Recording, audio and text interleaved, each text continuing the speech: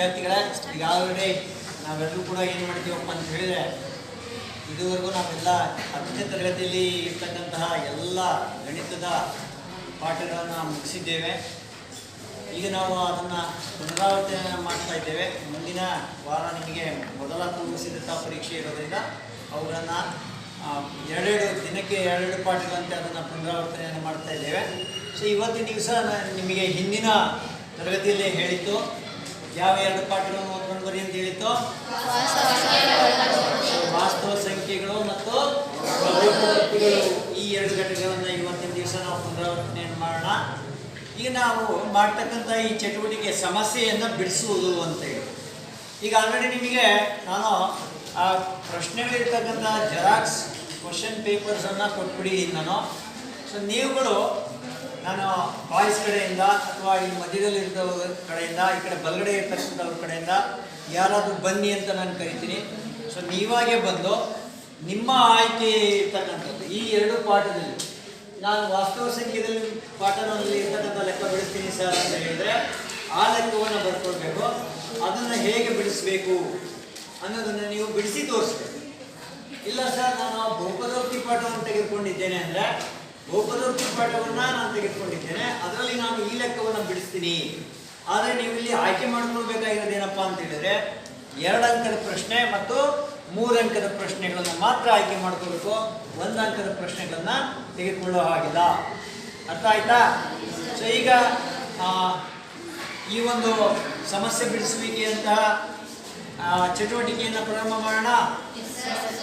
ಈಗ first boys ಬರ್ತಿರೋ ಅಥವಾ ಈ ಮಧ್ಯದಲ್ಲಿ ಇರ್ತಕ್ಕಂಥ ಗರ್ಲ್ಸ್ ಬರ್ತಿರೋ ಅಥವಾ ಈ ಕಡೆ ಒಳಗಡೆ ಇರ್ತಕ್ಕಂಥ ಗರ್ಲ್ಸ್ ಕಡೆಯಿಂದ ಸ್ಟಾರ್ಟ್ ಮಾಡೋಣ. ಯಾರು ಬರ್ತೀರಿ ಫಸ್ಟ್? ಯಾರು ಬರ್ತೀರಿ? ಬಾಯ್ಸ್. Very good. ಸೊ ಮೊದಲೇ ಪ್ರಾರಂಭ ಬಾಯ್ಸ್ ಕಡೆಯಿಂದನೇ ಆಗ್ತಾ ಇದೆ. ಮೊದಲು ಆದರ್ಶ ಬರ್ತಾ ಇದ್ದಾನೆ. ಬರೋ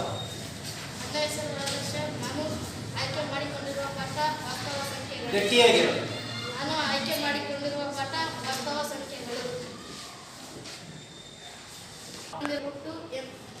1 ಅಭಾಗಲಬ್ಧ ಸಂಖ್ಯೆ ಎಂದು ಸಾಧಿಸಿ.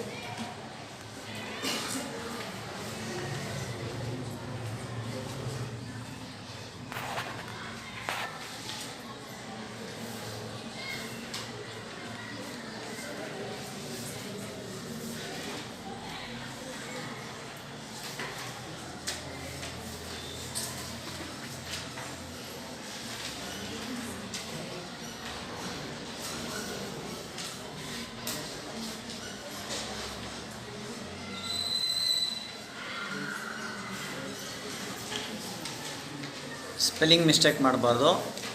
ಅಭಾಗಲಬ್ಧ ದಾಕಿ ಹೋಗ್ಲ ಸರಿಯಾಗಿ ಬರಿ. ಎಂದು ಅದನ್ನು ಇಟ್ಬಿಡಿ.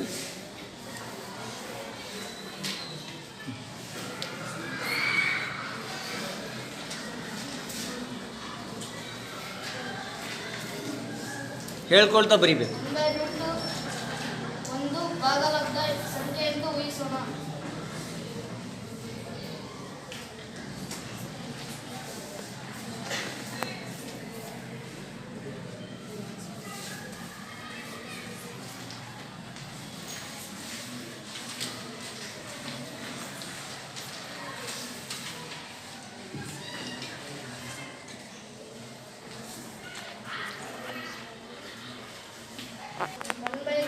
ಒಂದು ಅಭಾಗಲಬ್ಧ ಸಂಖ್ಯೆ ಎಂದು ಊಹಿಸೋಣ. 1/2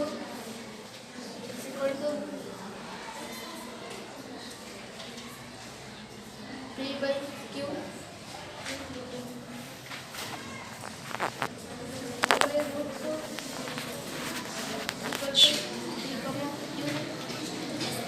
ಗಟ್ಟಿಯಾಗಿ ಹೇಳು. ಅಕಾರಣೀಕರಣ ಮಾಡಿದಾಗ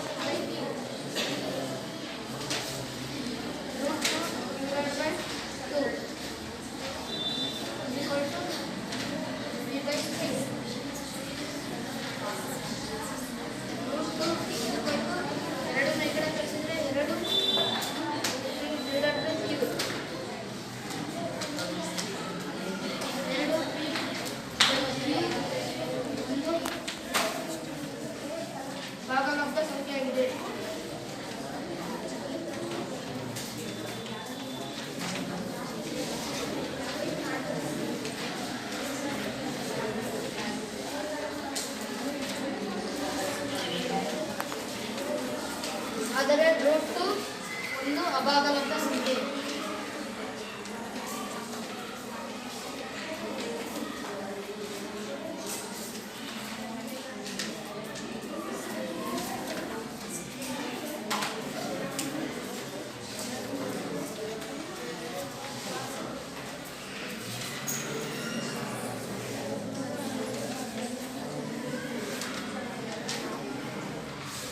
ನಮ್ಮ ಊರೇ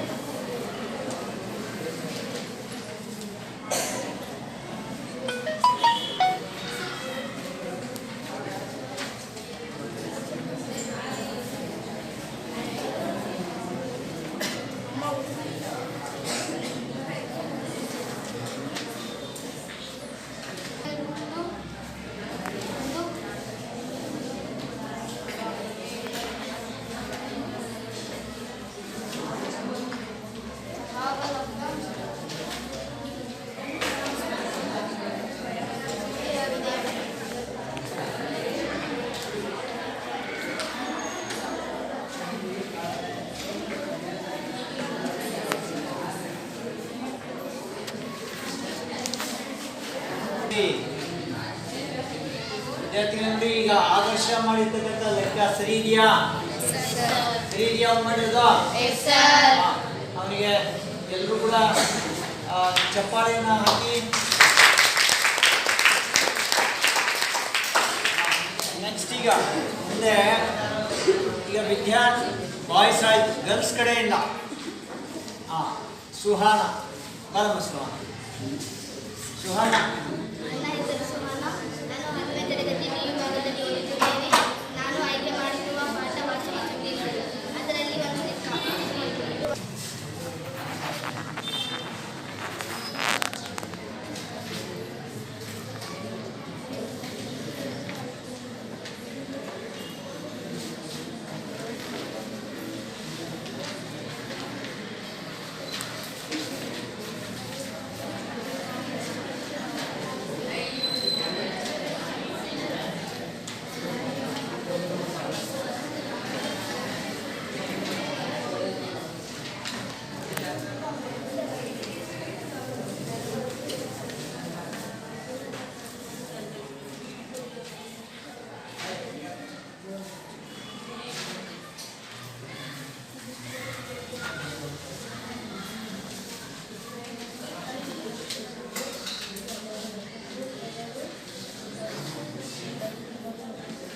ಇಲ್ಲಿ ಕೇಳಿಸ್ಬೇಕು, ಇದಕ್ಕೆ ಕೇಳ್ಸಂಗೆ ಹೇಳ್ಬೇಕು.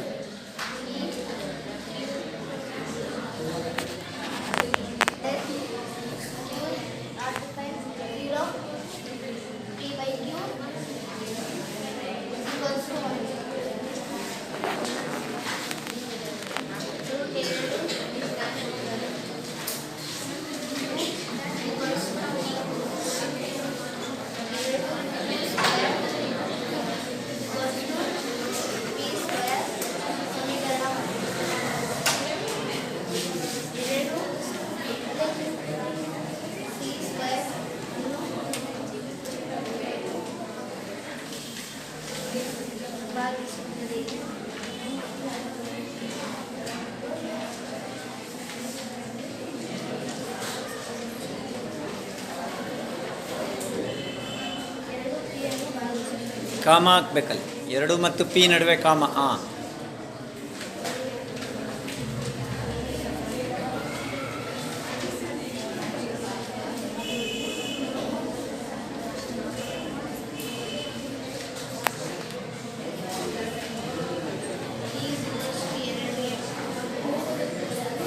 ಆಗಿರಲಿ.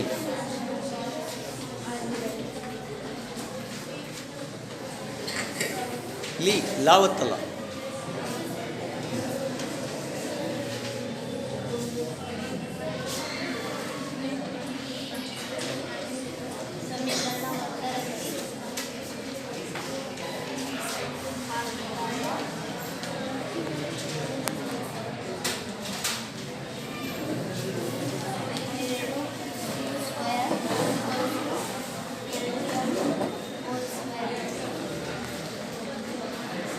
ಎರಡು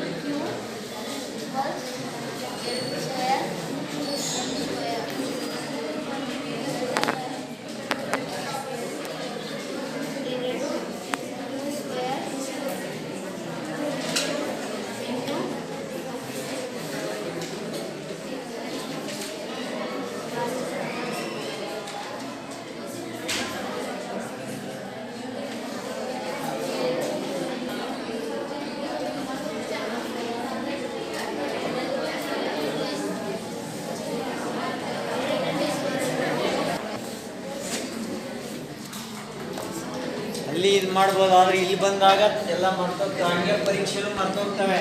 ಅಲ್ಲಿದ್ವಾ ನೋಡಿ ಸ್ಟಾರ್ಟ್ ಮಾಡಿಲ್ಲ. ಏ, ನೋಡ್ರಪ್ಪ ಈ ಕಡೆಗೆ. ಈಗ ಚುಹಾನ ವರ್ಗಮೂಲ 2 ಇದು ಒಂದು ಅಪಾಗವಂತ ಸಂಖ್ಯೆಯನ್ನು ಸಾಧಿಸಿ ಅದನ್ನು ಮಾಡೋದು ಹೇಗೆ ಅಂತ ಆಕೆ ಆ ಲೆಕ್ಕವನ್ನು ಬಿಡಿಸಿದ್ದಾಳೆ. ಆದರೆ ಇದೊಂದು ಸಮಸ್ಯೆ ಏನಪ್ಪ ಅಂದರೆ, ನೀವು ಮಾತಾಡೋದೆಲ್ಲ ಅದರಲ್ಲಿ ರೆಕಾರ್ಡ್ ಆಗ್ತದೆ. ನೀವು ಸೈಲೆಂಟಾಗಿ ಕುತ್ಕೊಂಡ್ರೆ ಮಾತ್ರ ಕೇಳಿಸ್ತದೆ, ಇಲ್ಲ ಅಂತಂದಿಲ್ಲ. ಆಕೆ ಲೆಕ್ಕ ಮಾಡಿದ್ಲು, ಆದರೆ ಅದನ್ನು ವಿವರಣೆ ಕೇಳೋಕ್ಕೆ ಆಗಲೇ ಇಲ್ಲ.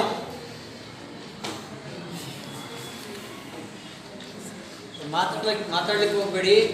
ಹಾಂ, ಈಗ ಆಕೆ ಮಾಡಿರೋ ಲೆಕ್ಕ ಸರಿ ಇದೆಯಲ್ವಾ? ಹಾಂ, ಆಕೆಗೆ ಚಪ್ಪಾಳೆಯನ್ನು ತಟ್ಟೋದು.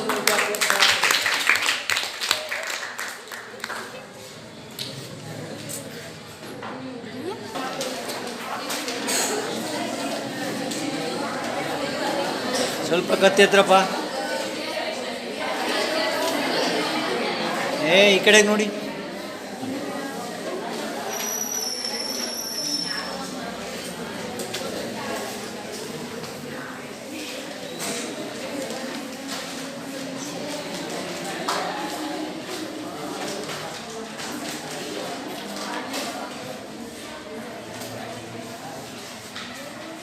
ಕತ್ತಿ ಹತ್ರಪ್ಪ, ಕತ್ತಿ ಹತ್ರಿ, ಕತ್ತಿ ಎತ್ತಿ. ನೀವು ಏನು ವರ್ಕ್ ಮಾಡ್ತಾ ಇದ್ದೀರಿ? ಸ್ವಲ್ಪ ಕತ್ತಿ ಹತ್ರ.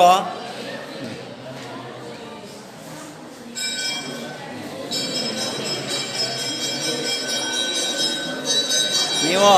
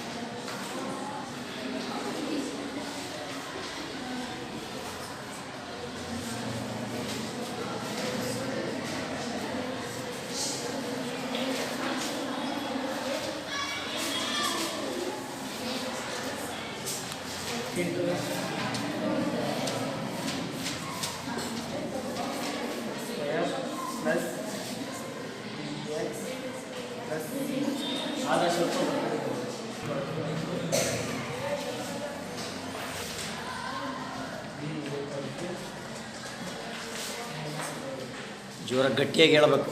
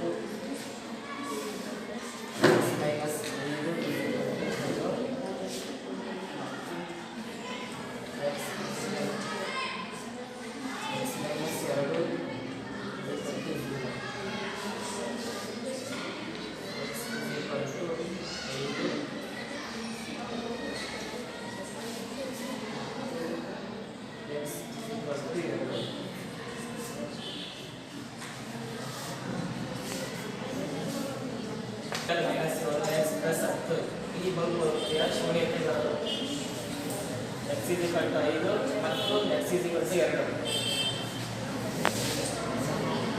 ಈಗ ವಿವೇಕ್ ಮಾಡಿರ್ತಕ್ಕಂಥದ್ದು x² - 7x + 10 ಈ ಬಹುಪದೋಕ್ತಿಯ ಶೂನ್ಯತೆಗಳನ್ನು ಅಪವರ್ತನ ವಿಧಾನದಿಂದ ಅವನು ಕಂಡುಹಿಡಿದಿದ್ದಾನೆ.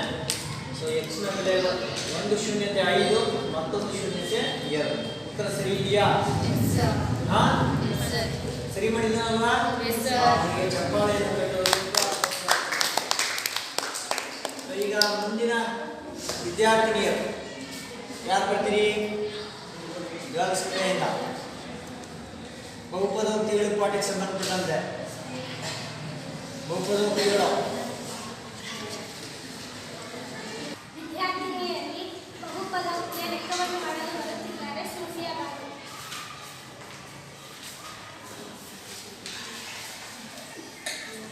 ನನ್ನ ಹೆಸರು ಸೂತ್ರವನ್ನು 10ನೇ ತರಗತಿ ವಿಭಾಗದಲ್ಲಿ ಓದುತ್ತಿದ್ದೇನೆ. ನಾನು ಆಯ್ಕೆ ಮಾಡಿರುವ ಪಾಠ ಬಹುಪದೋಕ್ತಿ. ಪ್ರಶ್ನೆ P of x = x² - 6x + k ಬಹುಪದೋಕ್ತಿಯ ಒಂದು ಶೂನ್ಯತೆಯು ಇನ್ನೊಂದು ಶೂನ್ಯತೆಗಿಂತ ಎರಡರಷ್ಟಿದ್ದಾಗ k ನ ಬೆಲೆ ಕಂಡುಹಿಡಿಯುವುದು.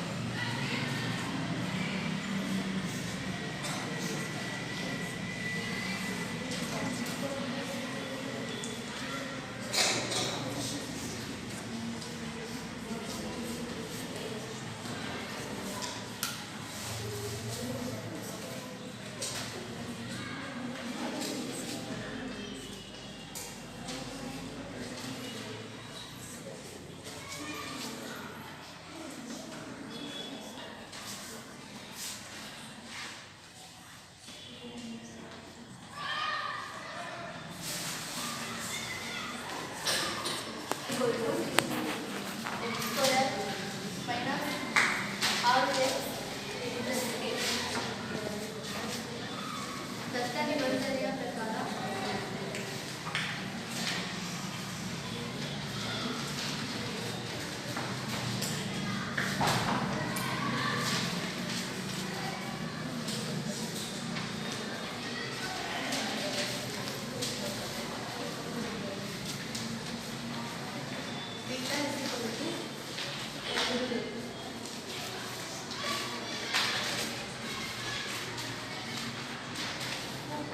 ಶೂನ್ಯತೆಗಳ ಮೊತ್ತ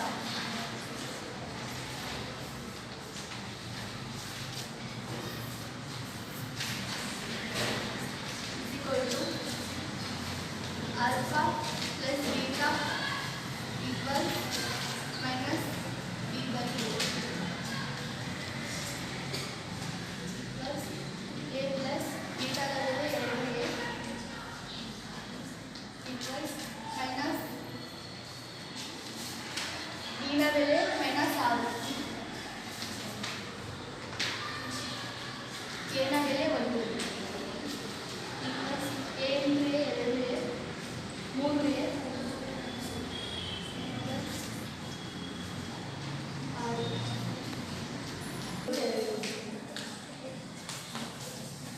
ಶೂನ್ಯತೆಗಳ ಗುಣಲಬ್ಧ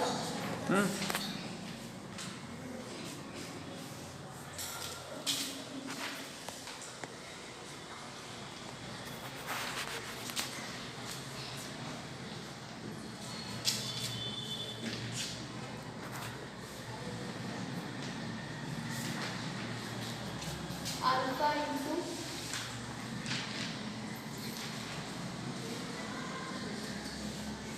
into beta is equal to c by a ಬೀಟಾದ ಬೆಲೆ 2a ಸಿನ ಬೆಲೆ ಕೆ ಎನ ಬೆಲೆ N.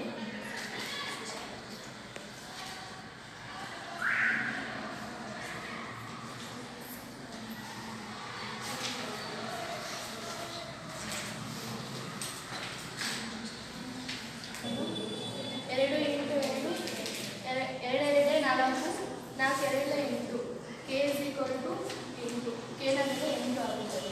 ಎರಡೆರಡೆ 4 equals K equals 2 into 4 2 4 8 ಕೆನ ಬೆಲೆ 8 ಆಗುತ್ತದೆ.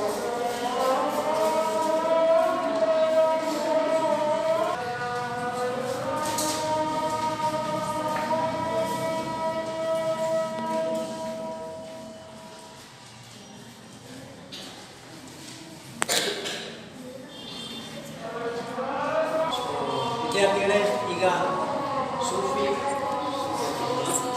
ಸೂಫಿಯಾ ಬಾನು ಮಾಡಿರ್ತಕ್ಕಂತಹ ಲೆಕ್ಕ, ಈ ಲೆಕ್ಕ ಸರಿ ಇದೆ ಅಲ್ವಾ? ನೋಡಿ, ಒಂದು ಸ್ವಲ್ಪ ಕ್ಲಿಷ್ಟಪಟ್ಟದಿರ್ತಕ್ಕಂಥ ಲೆಕ್ಕವನ್ನು ಆಯ್ಕೆ ಮಾಡಿಕೊಂಡು ಈ ಲೆಕ್ಕವನ್ನು ಬಿಡಿಸಿದ್ದಾರೆ. ಗೊತ್ತಾಯ್ತಲ್ಲ? ಎಲ್ಲರೂ ಕೂಡ ಆಕೆಗೆ ಉತ್ಸಾಹವನ್ನು ಚಪ್ಪಾಳೆ ತಟ್ಟುವ ಮೂಲಕ ಪ್ರೋತ್ಸಾಹ ಕೊಡ್ತೀವಿ.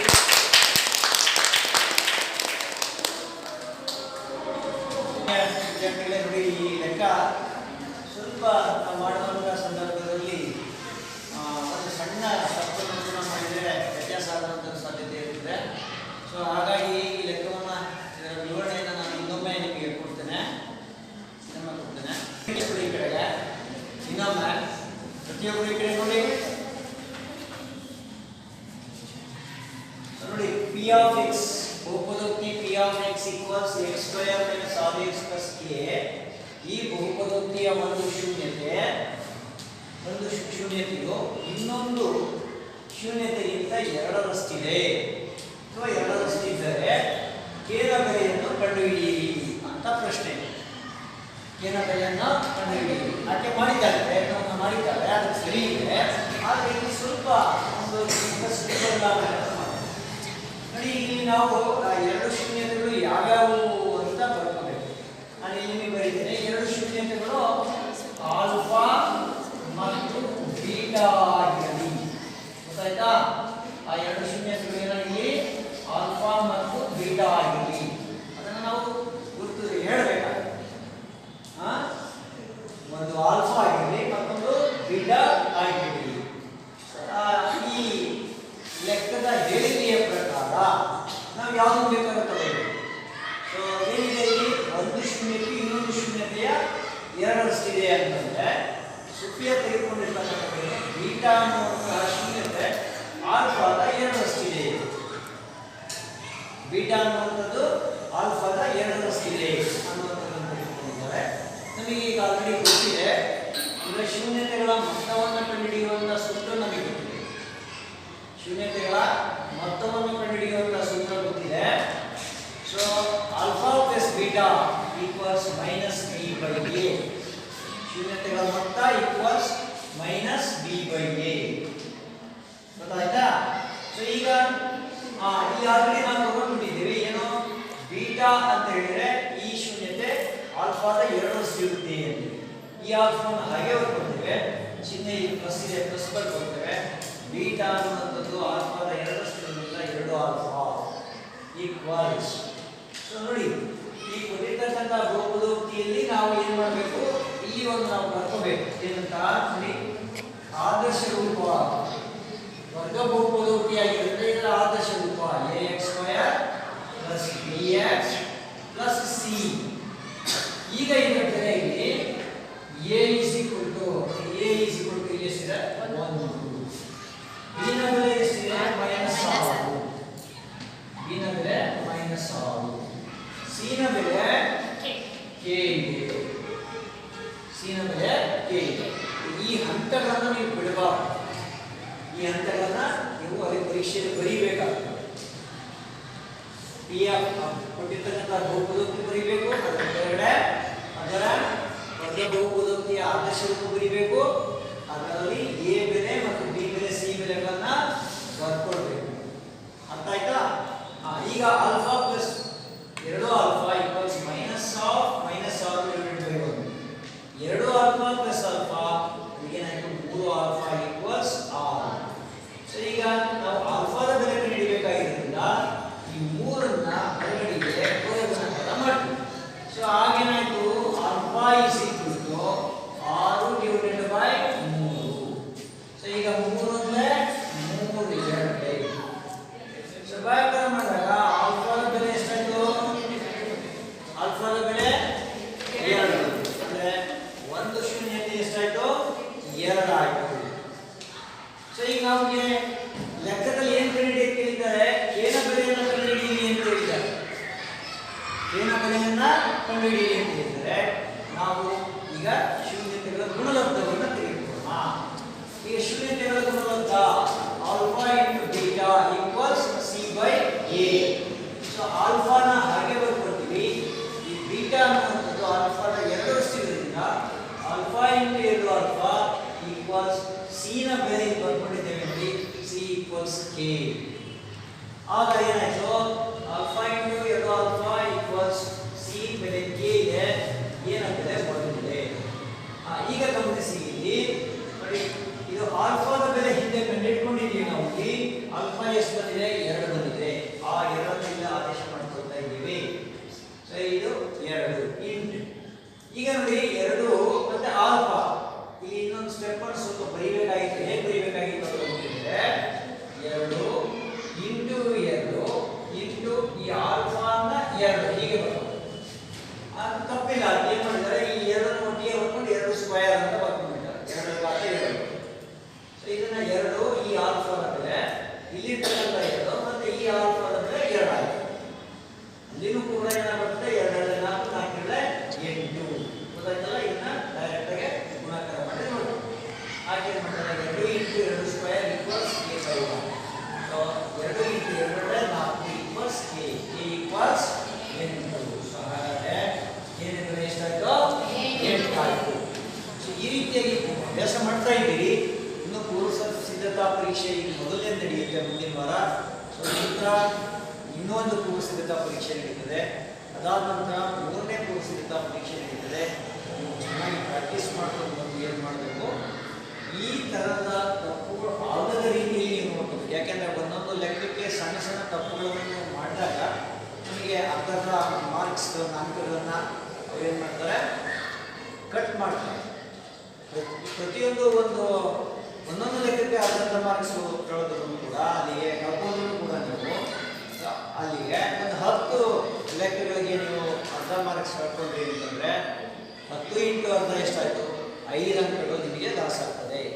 ಒಂದು ಸಬ್ಜೆಕ್ಟ್ನಲ್ಲಿ 5 ಅಂಕಗಳು ಲಾಸ್ ಆದರೆ 6 ಸಬ್ಜೆಕ್ಟಿಂದ ಎಷ್ಟಾಗುತ್ತೆ? ಎಷ್ಟು ಲಾಸ್ ಆಗುತ್ತೆ? 30 ಅಂಕಗಳು ಲಾಸ್ ಆಗ್ತವೆ. ಅಲ್ಲಿಗೆ ಪರ್ಸೆಂಟೇಜ್ ಎಷ್ಟಾಯ್ತು? ಹೆಚ್ಚು ಕಡಿಮೆ 5% ಲಾಸ್ ಆಗ್ತದೆ. ಅದಕ್ಕೆ ನಾವು ಮಾಡುವಾಗ ಏನು ಮಾಡಬೇಕು? ಕಲಿಯುವಾಗ ಲೆಕ್ಕಗಳನ್ನು ಮಾಡುವಂಥ ಸಂದರ್ಭಗಳಲ್ಲಿ ಅಥವಾ ಬೇರೆ ಯಾವುದೇ ವಿಷಯವನ್ನು ಕಲಿಯುವಂಥ ಸಂದರ್ಭಗಳಲ್ಲಿ ಪರ್ಫೆಕ್ಟ್ ಆಗಿ ಕಲಿಯಬೇಕು. ಅರ್ಥ ಮಾಡಿಕೊಂಡು ಕಲಿಬೇಕು. ಗೊತ್ತಾಯ್ತಾ? ಸೊ ಈಗ ಮುಂದೆ ನೋಡೋಣ. ಮುಂದೆ ಯಾರು ಬರ್ತಾರೆ ಅಂತ. ವಾಯ್ಸಲ್ಲಿ ಬಹುಪದೋಕ್ತಿ ಪಾಠದಿಂದ ಮುಂದಿನ ಲೆಕ್ಕವನ್ನು ಮಾಡಲು ಬರುತ್ತಿದ್ದಾರೆ.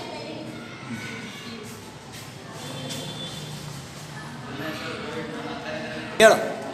ನಾನು ಆಯ್ಕೆ ಮಾಡಿಕೊಂಡಿರುವ ಪಾಠ ಬಹುಪದೋಕ್ತಿ. ಶೂನ್ಯತೆಗಳ ಮೊತ್ತ ಮತ್ತು ಗುಣಲಬ್ಧವನ್ನು ಇರುವ ವರ್ಗ ಬಹುಪದೋಕ್ತಿ. ಶೂನ್ಯತೆಗಳ ಗುಣಲಬ್ಧ -2 ಇರುವ ವರ್ಗ ಬಹುಪದೋಕ್ತಿಯನ್ನು ಬರೆಯಿರಿ. ಮೊದಲು a square plus bx plus c alpha plus beta equal to minus b by a. b ನ ಬೆಲೆ ಹೇಳು. Alpha into beta equal to c divided by a.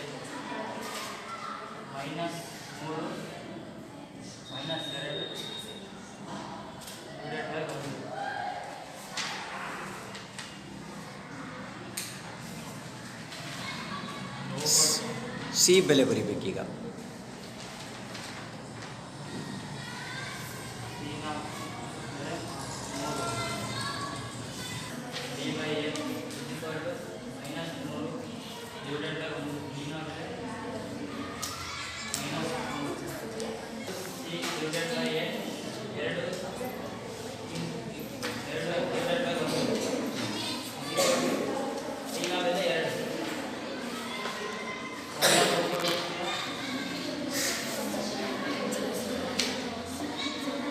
ವರ್ಗಬಹುಪದೀಯ